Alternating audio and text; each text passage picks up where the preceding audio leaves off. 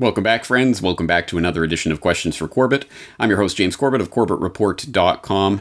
And you will remember, if you cast your mind back to late March, that I answered a question on this series about how is Japan reacting to the then unfolding coronavirus crisis, in which I noted that Japan was proceeding very much business as usual, as if nothing whatsoever was happening, because, as I noted in that video, the Japanese government at that time was pretending that the Japanese 2020 Summer Games were going to go ahead as planned. And I did make the bold prediction in that video that as soon as the Olympics were postponed or cancelled, that the Japanese government would get on board and get on the script with the rest of the world. And lo and behold, that's precisely what happened.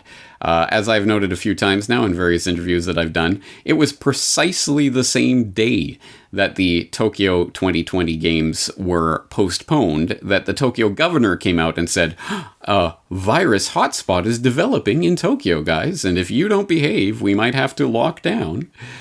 And that threat was followed through a week or two later when a state of emergency was declared in Tokyo and Osaka and 5 other prefectures here in Japan. And then that was further followed up about a week later in mid-April when the Japanese government, led of course by Prime Minister Abe, declared a national emergency here in Japan over the coronavirus crisis. So, of course, that raises the natural question, what exactly does it mean when the Japanese government declares a national emergency? And the simple answer is that it means precisely nothing. That's right, there has been no shutdown, no stay at home, no mandatory quarantines, no mandatory business closures of any sort, because, as even the Japanese government admits, it does not have the authority to do anything of that sort, or to enforce it legally, at any rate.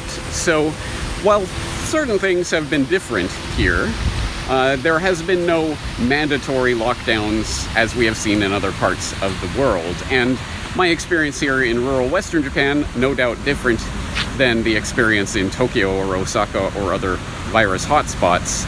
But even there, as I say, no mandatory business closures or mandatory stay-at-home orders were enforced or enforceable.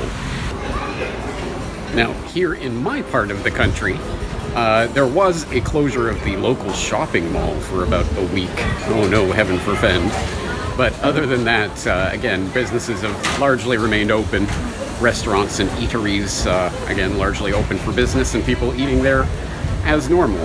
There are, of course, people who wear masks here, but this is Japan. There are always people who wear masks. I suppose there are probably more people wearing masks than usual, but it is not it's not a political thing here, and there's no consequences for not wearing masks. So once again, no lockdown, no mandatory closures of any sort, no stay-at-home orders, nothing of that sort, which does make you wonder, doesn't it? I thought Japan was a rule-following country. How come they don't seem to have very strictly enforced rules, or enforceable at all, legally, rules about closures and lockdowns?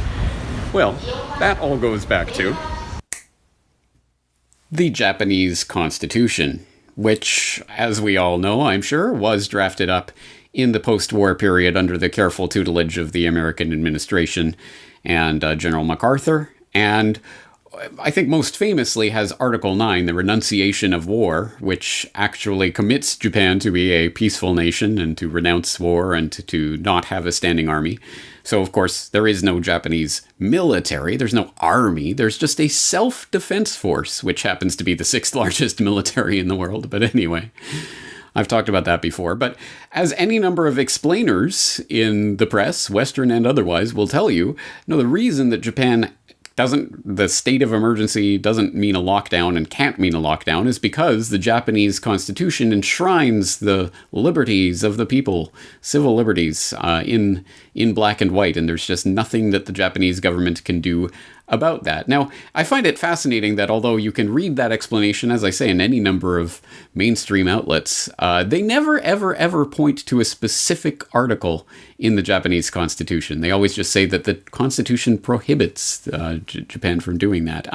I, at least from my reading, I can see several points where they could quite easily come in and, like every other nation, say, well, we have to do it because, for example, Article 13, all of the people shall be respected as individuals. Their right to life, liberty, and the pursuit of happiness shall, to the extent that it does not interfere with the public welfare, be the supreme consideration in legislation and in other governmental affairs. So right there is a door big enough to drive a Mack truck through. Does not interfere with the public welfare. Well, this is a time of emergency. So I don't know. It does seem a bit strange that although the government themselves claim, well, we just don't have the power to do this. It does seem that if they really wanted to, they could, like every other nation, find ways to interpret their constitution in their favor. But they're not doing so. And I think that is probably part of a longer-term strategy that is at play, which is to basically say, look, we want to be able to do things. We need to be able to lock down in times of emergency. Look at this pandemic that's killing billions of people around, millions of people, a few people around the globe, and we need to be able to completely lock down and shut down and force people into their homes like everywhere else in the world. But we just can't do it because of this damn constitution that binds our hands. If only we could change the constitution. And wouldn't you know it, of course, that has been a key plank of Abe, Prime Minister Abe's election and re-election campaigns here over the past several years. He has made it part of his political objective to change the Japanese constitution, although that is usually and specifically in light of Article 9, trying to change that so that there is more allowance for an offensive military capability of the Japanese government, at least the legal framework and to allow such a thing to occur, although it is already, as I say, they already have the sixth largest military, but he wants to put that in black and white and change the Constitution. Well, here's another time. Well, look at this damn Constitution guaranteeing people their liberties. If only we could change it. So I think this is part of a longer political stratagem to basically say, oh, there's nothing we can do unless we change that pesky Constitution. And I think that's what they're angling towards. But however that is going to transpire, the fact is that Japan did not lock down, and I posit that Japan might be a better case for people to hold up as the example of a country that did not lock down and did not experience the tidal wave of death and destruction that other countries have experienced, because of course people have been holding Sweden up as the shining example, although that has been overplayed. And I'll throw in a link to an article that explains that Sweden isn't exactly the bastion of non-lockdownedness that its supporters have made it out to be in the past few weeks. And now, of course, we're seeing that particular trap being sprung, because now look, Sweden's death rate is ballooning and exploding off the charts because they didn't lock down. So, of course, that's coming back to bite people in their rear end. Well, Japan also did not lock down and did not have the type of explosion in deaths that is being seen elsewhere. Of course, like everywhere else, the amount of cases that are being found is just a function of how many people are being tested for. I mean, how many positives are coming up on these tests is really just a question of how many people are being tested. And Japan has been very stingy in testing, so they have not had a large number of cases found. Convenient enough. But regardless of how that plays out, there have also not been a tidal wave of deaths, as the people who are saying, look, you have to lock down, were predicting, in a week or two it'll be flooded, we'll be drowning in dead people. Well, that has failed to transpire.